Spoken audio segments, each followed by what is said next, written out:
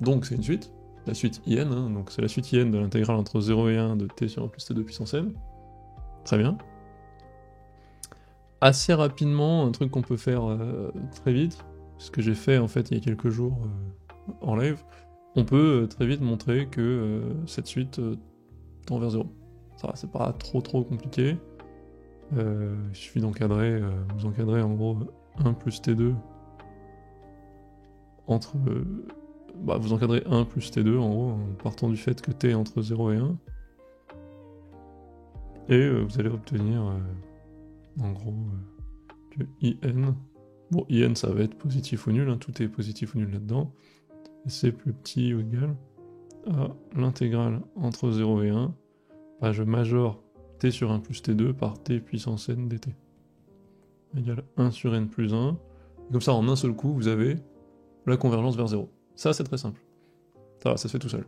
Là où j'ai plongé un petit peu la première fois que j'ai essayé cet exercice, c'est que je me suis dit, tiens, il y a 1 sur n plus 1 ici. Bon, peut-être que la technique, ça va être une technique classique qui est de faire en gros 1 sur n plus 1, peut-être écrit comme 0 à 1 t puissance n, moins in, et puis voir ce que ça donne. Ça aboutit pas du tout, il faut une autre intuition complètement différente ici, et on va essayer de voir un peu ce que ça va être. Donc là, avec les gendarmes, on a que in tend vers 0. Là, l'exercice va vraiment partir dans des intuitions pas évidentes autour de ce qui se passe avec les intégrales, de techniques d'intégrales. Merci à tous de suivre cette chaîne YouTube, de m'aider à faire ce que j'aime. N'hésitez pas à vous abonner, ça aide toujours pour le référencement. Et n'oubliez pas, dans la description, je mets toujours le PDF des exercices que je corrige. Allez, à toutes. Donc là, il va falloir réfléchir assez vite à essayer de se dire, bon, quand est-ce que, quand on a ça, donc je vous fais l'analyse un peu intuitive maintenant, dans quoi, où ai-je vu, ça les questions qu'il faut se poser toujours, c'est où ai-je vu l'intégrale, enfin des intégrales, entre 0, 1, ok, de truc puissance n dt. Quand est-ce que dans ma vie, ou dans ma petite carrière d'élève de sup, quand est-ce que dans ma carrière de sup, est-ce que j'ai vu ce genre de truc? Donc il y a deux étapes, il y a un peu où est-ce que j'ai vu ce genre de truc, et aussi, le genre de truc, c'est du t sur 1 plus t2, est-ce que ça m'inspire quelque chose? Donc il y a cette structure générale en fait d'une suite d'intégrales avec quelque chose de compliqué puissance n. Bon, est-ce que j'ai déjà rencontré ça? Est-ce qu'il y a des exercices ou des méthodes qui ressemblent à ça? Et est-ce que le truc puissance n, c'est pas aussi quelque chose que j'ai déjà rencontré?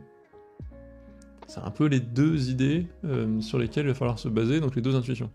Donc quelqu'un, voilà, moi j'ai un peu perdu le flow de l'élève de spé qui a beaucoup d'exos en tête. Quelqu'un qui a beaucoup d'exos en tête peut peut-être répondre à ces questions et donc avancer sur l'exercice. Alors, quand vous avez ce truc-là, intégrale entre 0 et 1 de quelque chose puissance n, il n'est pas impossible que vous pensiez au grand classique qui s'appelle les intégrales de Wallis. Il y a une famille d'intégrales qui s'appelle les intégrales de Wallis, que vous avez peut-être fait si vous avez étudié le poly de transition même de la terminale à la prépa fait par les profs de Louis-le-Grand-Henri IV, il est dedans. Donc c'est un classique même de début de sup en soi, vraiment de sup qui peut être fait avec un programme de terminale. Donc les intégrales de Wallis, c'est moins que vous y pensiez.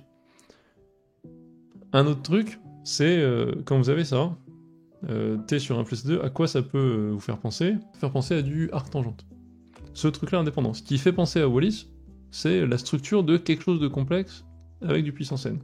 On est entre 0 et 1, donc Wallis c'est entre 0 et pi sur 2. Ça pourrait être peut-être du Wallis, ce serait, hop, qu'on pourrait appeler, je sais pas, Wn égale, hop, c'est entre 0 et pi sur 2 de sinus t puissance n dt. Ayant peut-être commencé à penser à Wallis, on se dit, ok, est-ce qu'il n'y a pas ensuite dans le monde des intégrales un univers où une formule du genre devient en fait une formule trigo? Et il y a une énorme partie du chapitre des intégrales, vraiment énormissime, qui traite d'intégrales avec de la trigo, avec des signes, avec des causes. Il faut trouver des astuces, il faut penser à faire des changements de variables genre pi sur 2 moins x, des changements de variables du style pi moins x, ou des fois quand rien ne va plus, utiliser un certain type de formule qui utilise l'expression de cause et de sin en fonction de tangente θ sur 2.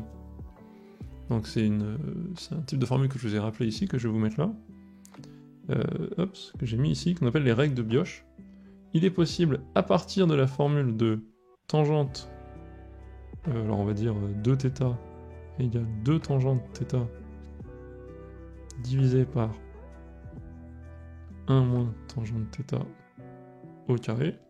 À partir de cette formule, on peut aussi écrire donc que tangente, si j'applique à θ et θ sur 2, θ égale 2 tangente θ sur 2 sur 1 moins tangente θ sur 2 au carré. Hop. Voilà, donc avec ces formules, je peux obtenir une expression de tangente θ en fonction de tangente θ sur 2 uniquement, la même chose pour sinus x, et la même chose pour cos x.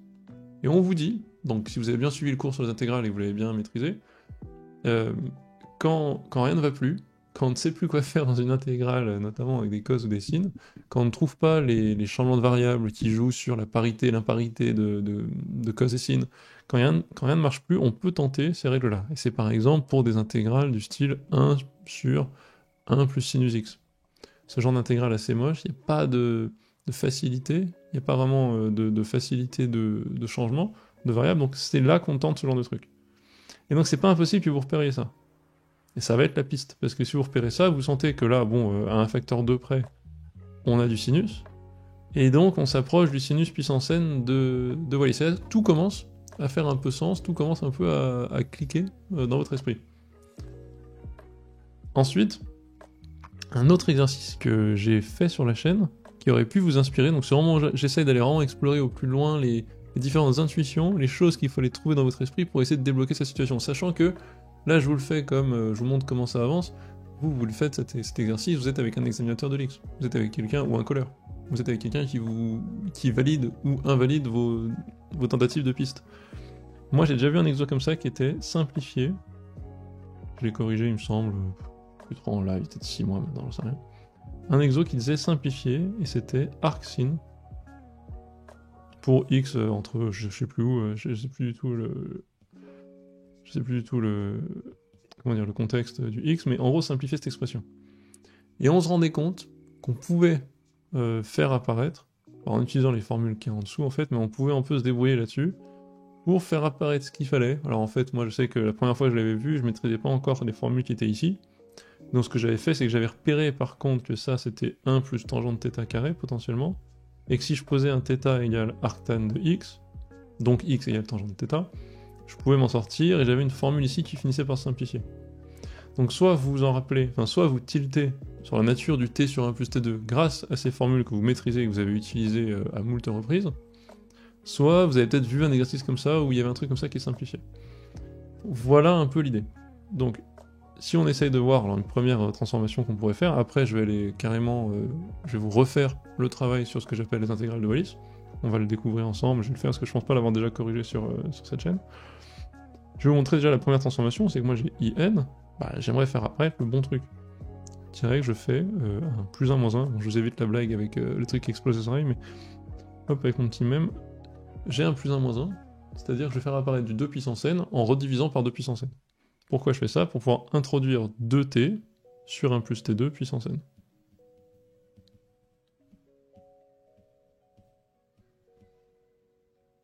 Et là, je me dis, bon, je suis pas bien loin, ça va le faire. J'ai 2t sur 1 plus t2, c'est bon, on repère que c'est un truc comme ça, ou en fait, c'est ce qu'on appelle les règles de Bioch, qui est ici. Bon, je vais mettre tout ça dans un encadré pour être sûr d'avoir le polycopié. Enfin, de l'avoir sur le poly après. Donc, je commence à m'approcher de quelque chose d'intéressant. Je vais pouvoir faire un changement de variable et me débrouiller pour, en transformant ce t en espèce de tangente θ sur 2, m'en sortir pour faire apparaître un sinus puissance n. Il y aura des petits problèmes au niveau du dt, et ces problèmes au niveau du dt, etc., seront au final une bonne partie de la difficulté de l'exercice. C'est un bel exercice, notamment de Polytechnique, parce que ça demande une maîtrise absolue de la gestion des tailles des objets, de qu'est-ce qui est équivalent à quoi, qu'est-ce qui est très petit devant quoi, etc. Donc c'est ce qu'on va pouvoir faire par la suite. Mais avant ça, donc avant de lancer toutes les études ici, de me rapporter aux intégrales de Wallis, je vais vous faire un résumé d'intégrales de Wallis. Les intégrales de Wallis, je les trouve ici. Je vais peut-être sauter la question 4, qui m'intéresse pas du tout ici. Moi, mon but, c'est de trouver l'équivalent des intégrales de Wallis. Donc on va refaire les étapes une par une. C'est assez rapide. Je vais aussi pas faire la question 1, elle m'intéresse pas. Donc elle est très simple, la question 1, vous posez u égale pi sur 2 moins x, et ça le démontre. Mais c'est pas ça qui m'intéresse. Moi je veux en gros trouver l'équivalent.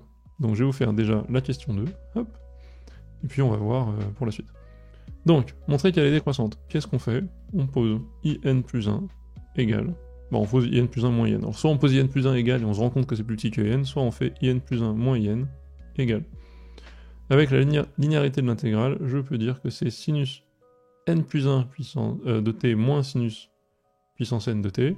Je mets donc en facteur sinus puissance n de t fois sinus t moins 1 dt, qui est par définition plus petit ou égal à 0, car sinus t est... Bah oui, sinus t est toujours plus petit ou égal à 1. Donc c'est bon. Donc la suite est décroissante, c'est très bien. Établir par la suite que in plus 2 égale... Enfin, n plus 2 et n plus 2 égale n plus 1 et in. Donc ça, c'est un peu particulier.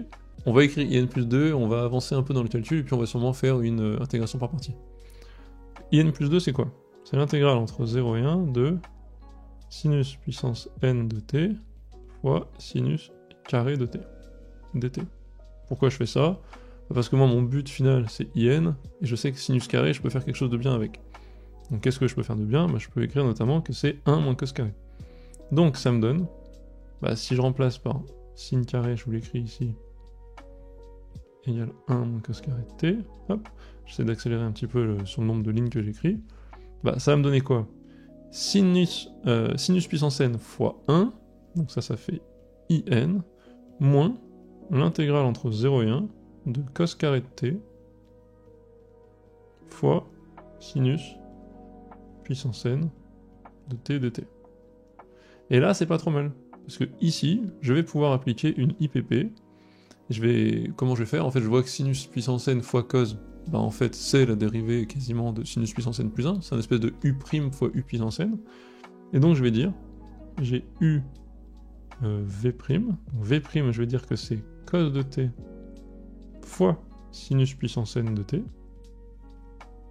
U, ça sera donc ce qui reste. Bah, ce qui reste, c'est cos de t. U', bah, c'est moins sin de t. Et v, c'est sinus de t, puissance n plus 1, qui, quand on le dérive, fait apparaître un n plus 1, donc divisé par n plus 1. Donc, avec cette magnifique IPP, j'obtiens in qu'on n'oublie pas, moins, parenthèse, d'abord les crochets, u fois v, donc c'est du cos t. Là où j'ai fait une erreur, c'est que depuis le début, je me suis laissé avoir par l'exercice d'après. Depuis le début, on est en 0 pi sur 2 ici. Hein. Hop, je fais une petite correction. Donc, cos t fois sin t puissance n plus 1, le tout sur n plus 1. Donc c'est u fois v. Hein. Entre pi sur 2 et 0. Ça a le bon goût de valeur quoi? En pi sur 2, bah, le cos il est nul. En 0, le sin est nul. Donc, bah, ça dégage. Hop. Et ensuite, je fais quoi? Bah, moins. Alors, il y a double moins, donc moins, plus intégrale de sinus t puissance n plus 2 divisé par n plus 1 dt. Ok? Je sais pas si tout le monde suit là. Mais voilà, donc une bonne intégration par partie, j'essaie de pas me planter dans les signes, parce que là j'ai eu un triple moins, j'ai un moins avec un moins ici, voilà. Donc je fais tout ça et j'obtiens quoi? Donc là, c'est un petit peu... Faut être adroit en fait. Disons que l'oral de l'X, on arrive à un niveau où il y a rien qui pardonne quoi. C'est pour ça que quand je suis arrivé un peu fatigué, un peu flou lundi, a dit tiens, je tente un truc au pifomètre, j'étais pas prêt quoi. Donc vous voyez le niveau de préparation qu'il vaut pour ce concours. On pourrait dire bah oui, mais c'est des exercices déjà vus, donc c'est normal. Là où c'est pas simple, c'est savoir rappeler les bonnes choses au bon moment justement. Et donc, ça nous donne in moins, bah, qu'est-ce qu'on détecte? 1 sur n plus 1, fois, bah, le sinus en puissance n plus 2, bah, ça c'est in plus 2. Bah c'est parfait. C'est parfait, pourquoi? Parce que ça me fait in plus 2, bah, je les mets tous ensemble. Facteur de 1 plus 1 sur n plus 1 égale in. soit, si je mets tout au même dénominateur, ça me fait n plus 2 sur n plus 1. Je laisse le n plus 2.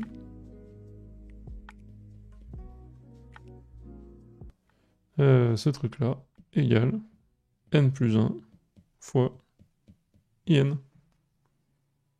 Ben voilà. Ça, c'est pas mal. J'ai une relation qui est à peu près la relation qu'on me demandait, il me semble. Bah c'est ça, c'est exactement la relation qu'on me demandait. On la trouve ici. Donc ça se fait, hein, c'est pas bien compliqué. Faites ce qu'il faut et vous trouvez ça. Voilà, donc ça c'est vraiment révision sur Wallis, les intégrales de Wallis. Le but maintenant c'est de trouver à partir de cette relation un équivalent de l'intégrale de Wallis, enfin de la suite des intégrales de Wallis et un dicène. Donc ça va se faire en 2 étapes. Là je suis plus trop limite les questions de l'énoncé, mais on peut les suivre parce que ça revient à peu près aux bonnes étapes. Donc il y a 2 étapes.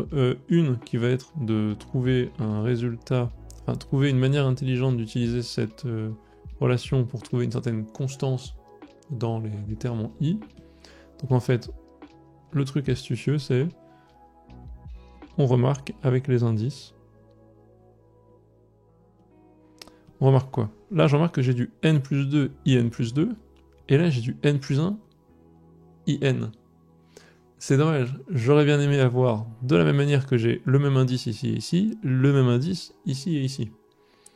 Et donc si je fais fois in plus 1 de chaque côté l'inégalité, ça me donne quoi? Ça me donne n plus 2, in plus 2, ça c'est bien, fois in plus 1, ok, égale quoi? Et bien là j'ai ce que je veux, j'ai n plus 1, in plus 1, en effet c'est bien le même indice, fois in. Et comme de par hasard, ça fait un truc très beau, parce que ça fait n plus 2, in plus 2, 1 degré de moins, n plus 1, in plus 1, 1 degré de moins. Bah ça veut dire que j'ai une suite. Alors je vais pas la poser, hein, mais je pourrais poser cette suite et appeler hop, vn plus 1. Et je remarque que ça, dans ce cas, ça serait vn.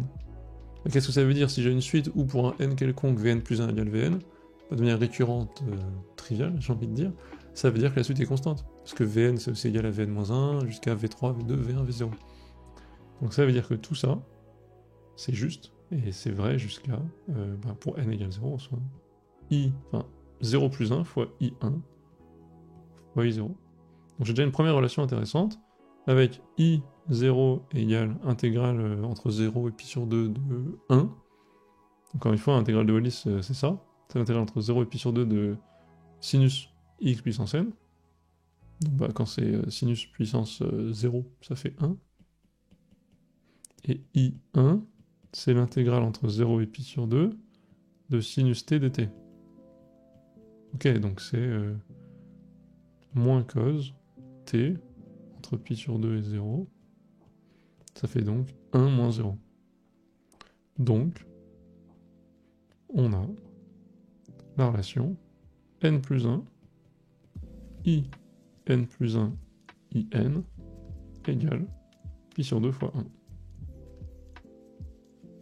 Ça c'est top. On pourrait croire que c'est fini. Malheureusement, pas encore. Pas exactement totalement fini. En effet, on pourrait dire, bah c'est bon, j'ai in plus 1, j'ai in. Les deux convergent. Donc c'est ok, je dis que ça c'est en gros équivalent à in carré.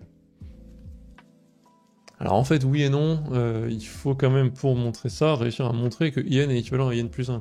Et en fait, on l'a pas fait, mais vu qu'on a la suite qui est décroissante, la suite qui est, ça c'est pas très compliqué, qui est minorée par 0, puisque là-dessus, sinus est positif en gros sur, je vais le marquer ici, sinus est positif sur 0 pi sur 2, donc in, oups, donc in est positive, donc on sait qu'elle va converger. Donc c'est très bien, elle va converger, et si elle converge vers L, ben oui, c'est facile de dire que in plus 1 fois in, c'est bien équivalent à L carré, mais avec 0, c'est compliqué. Avec 0, ça ne fonctionne pas. Pourquoi parce qu'il pourrait sûrement y avoir des cas un peu bizarres. En gros, il faut pas trop se précipiter. Si j'avais une limite finie positive stricte, je pourrais avoir le résultat tout de suite. Mais dans le cas où la limite est nulle, c'est complexe. C'est complexe parce qu'on sent que, je peux pas automatiquement comment dire? En gros, si in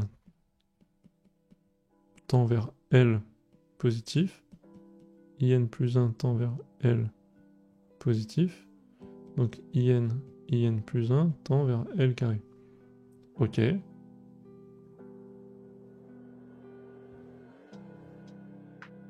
Bah, d'une c'est intéressant, hein. Donc on voit que... Donc on aurait... en soi, on aurait... D'un côté, ça tend vers L carré. De l'autre, ça tend vers pi sur 2 fois n plus 1. Ça tend vers 0.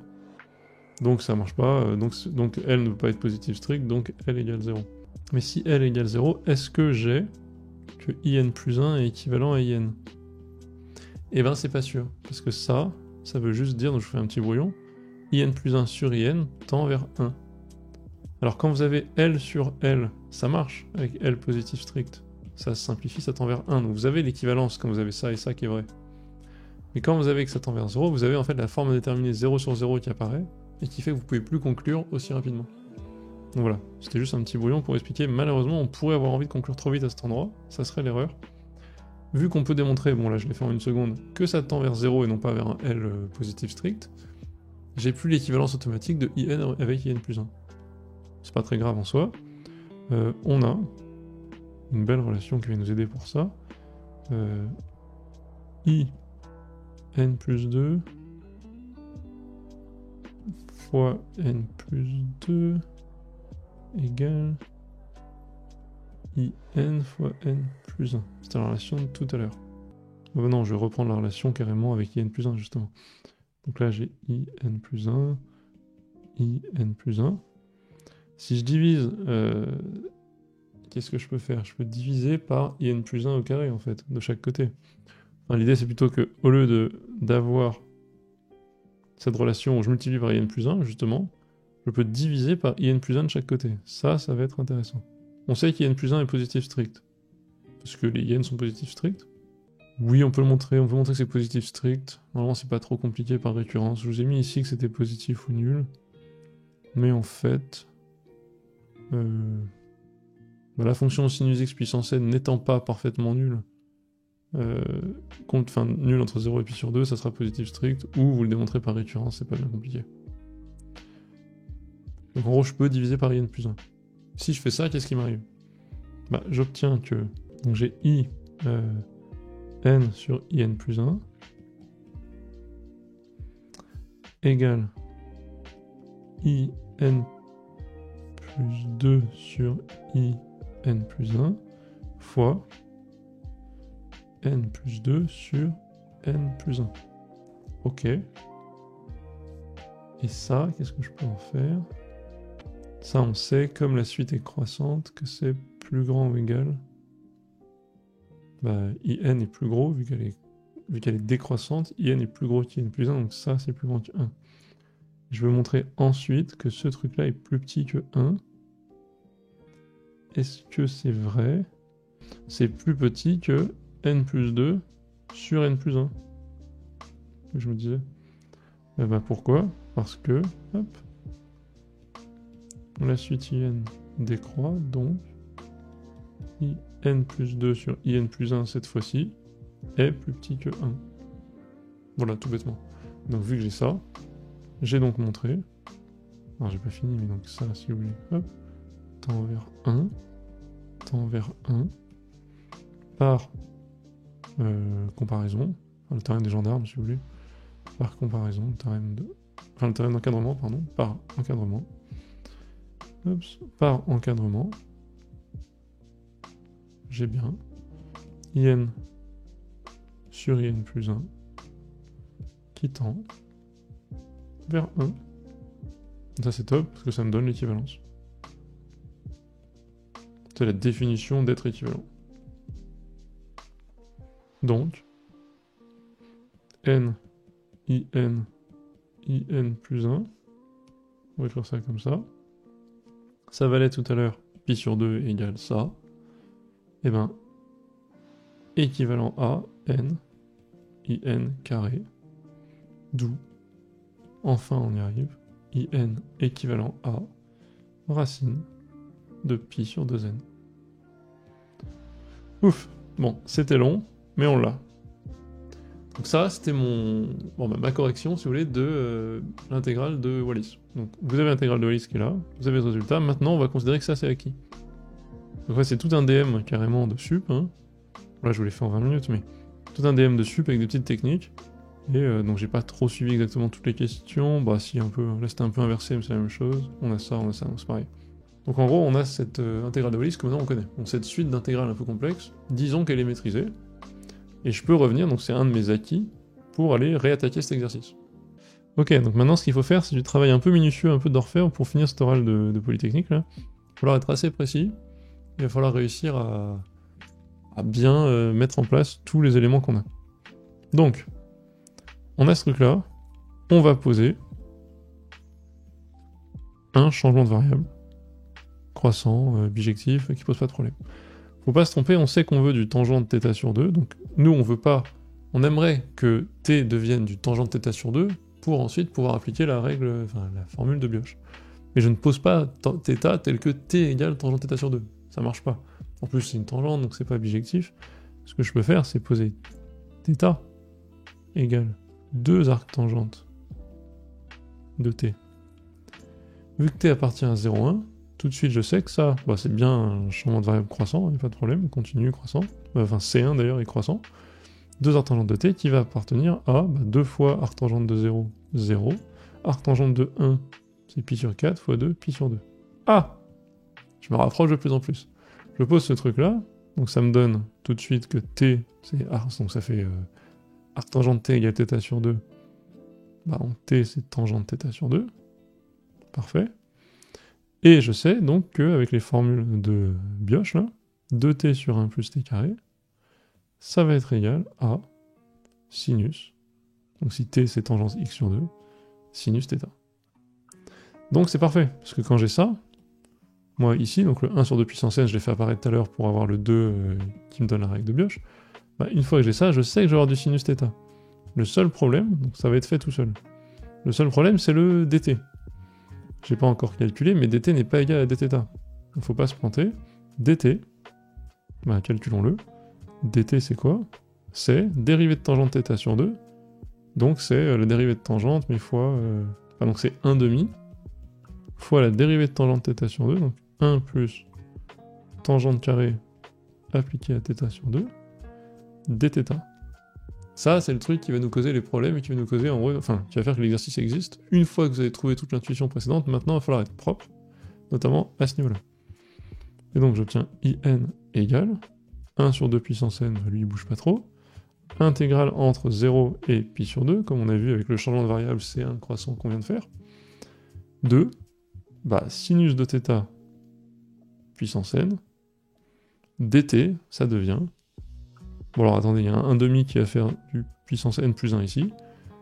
1 plus tangente carrée de θ sur 2 dθ. Alors vous allez me dire, c'est sympa, mais c'est pas tout de suite. On pensait qu'on allait trouver du Wallis, et qu'on allait trouver genre, hop, Wallis ici, donc racine de pi sur 2n fois 1 sur 2 puissance n.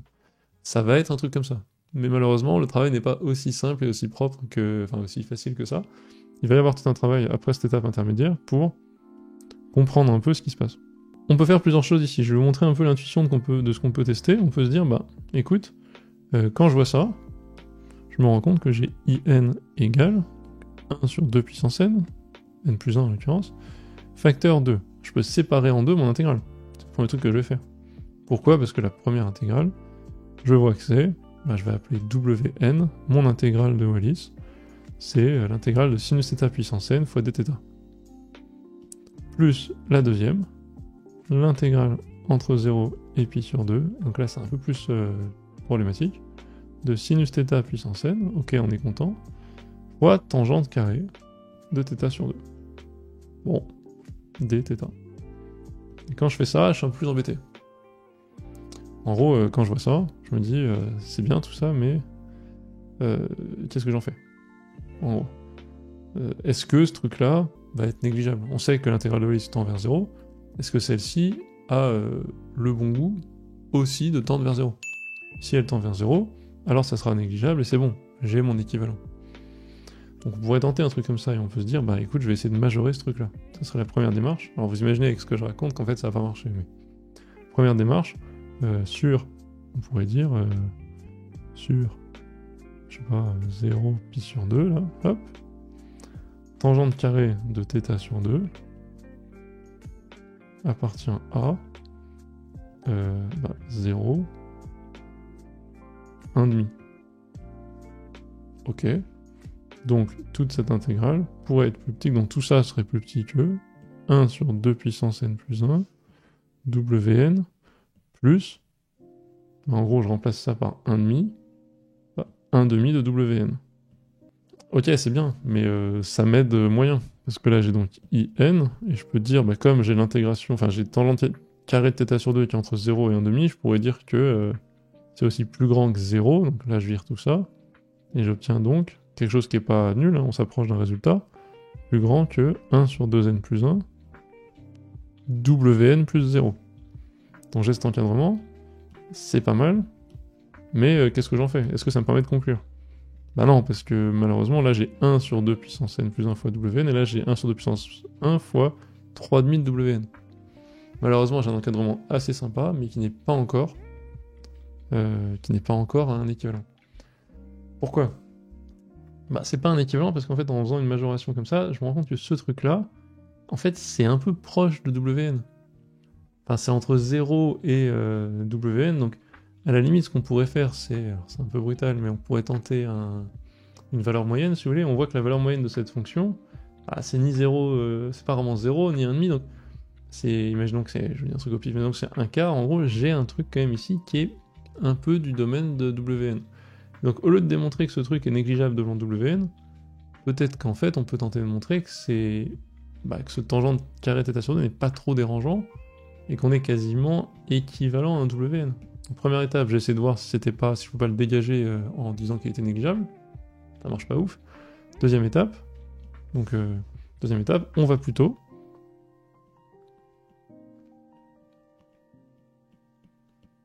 voir si intégrale entre 0 pi sur 2 de sinus θ puissance n, donc le terme qui nous embête, tangente carrée de θ sur 2, dθ, ne serait pas équivalent à un alpha Wn. Je dis alpha pour dire potentiellement il y a une constante, quoi. Bah regardons comment on fait ça. On regarde Wn moins ce truc-là.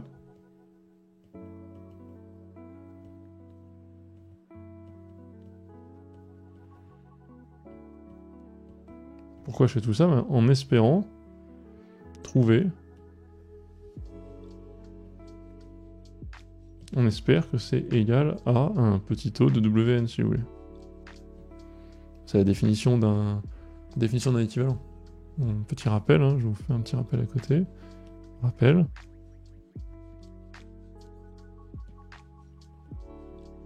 Un est équivalent à Vn, si et seulement si.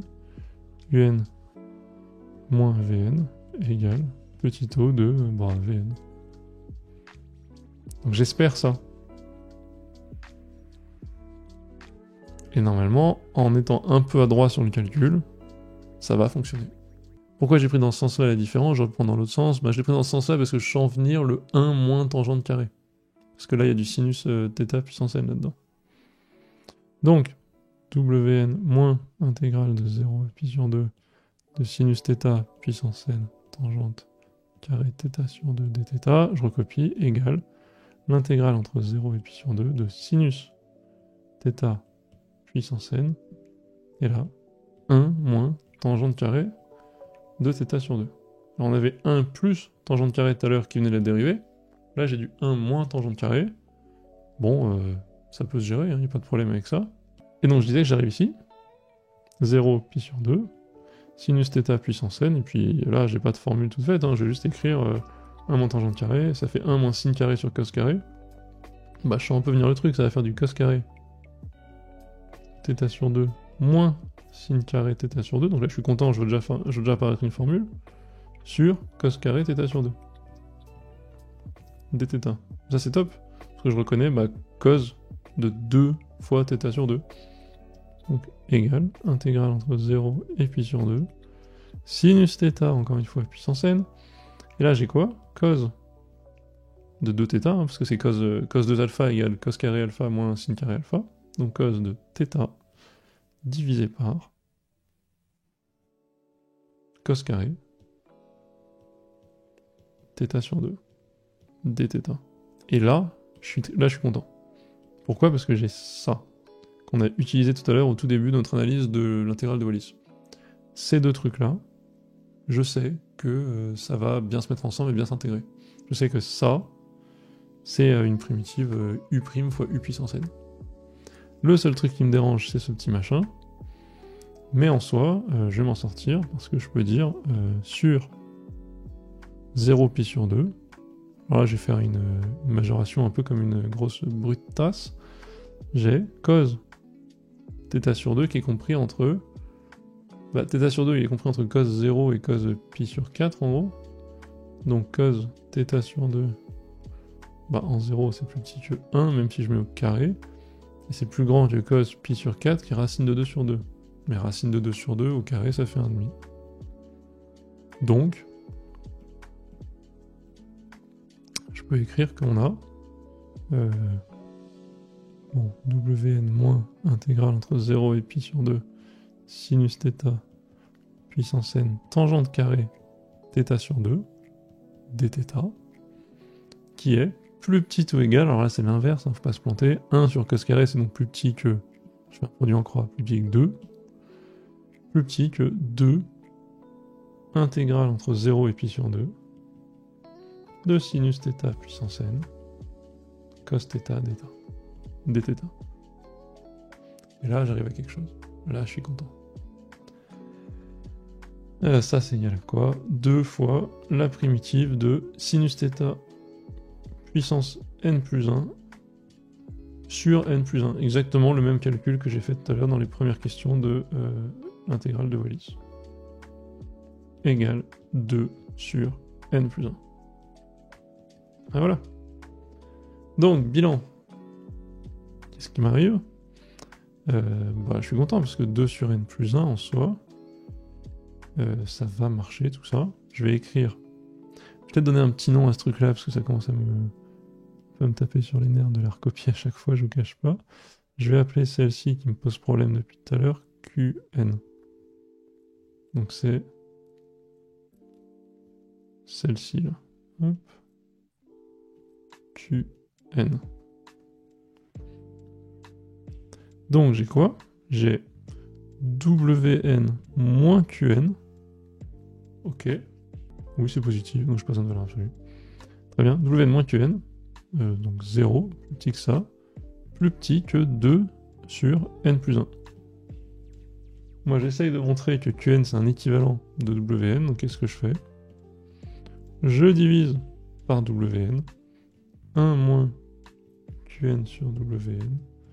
Plus petit que 2 sur n plus 1 Wn. Et ça va marcher. Pourquoi? Parce que ça tend vers 0. Et ça, ici, c'est équivalent à quoi? À Wn, on sait que c'est du, en gros, 1 sur racine de n.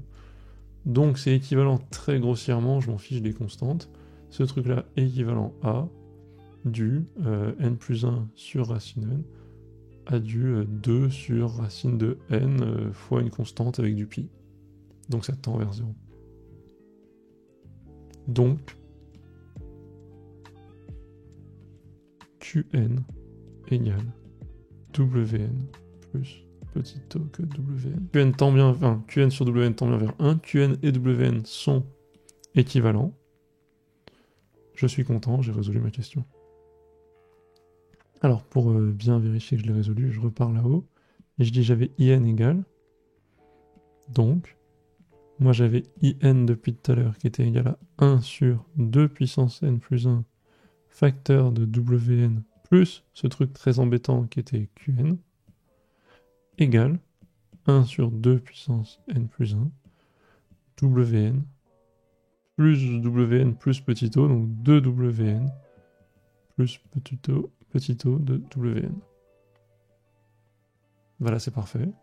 Ça fait donc Wn sur 2 puissance n plus petit o de Wn sur 2 puissance n plus 1, mais en soi, on s'en fiche dans le petit o, donc ça revient même. Je peux laisser une constante 1/2, ça change que dalle. Et là, je suis très content. Donc d'où, par définition, encore une fois, in équivalent à Wn sur 2 puissance n. Magnifique. Or, on a passé 20 minutes à faire les intégrales de Wallis. Je remonte de quelques pages. Oui, c'était un peu long. On avait dit que ça, c'était les Wn de tout à l'heure. Je suis désolé, dans l'exercice, dans l'énoncé, c'était Wn maintenant. Hop, Wn, c'est du racine de pi sur 2n. Donc quand je reprends ça à la toute fin, ça me donne racine, 1 sur 2 puissance n, racine de pi sur 2n. Et voilà, c'était un exercice qui reprenait les intégrales de Wallis, et ensuite reprenait, si je fais un petit bilan, de la gestion d'équivalence. Gestion d'équivalence, gestion de termes, de quelle taille, etc.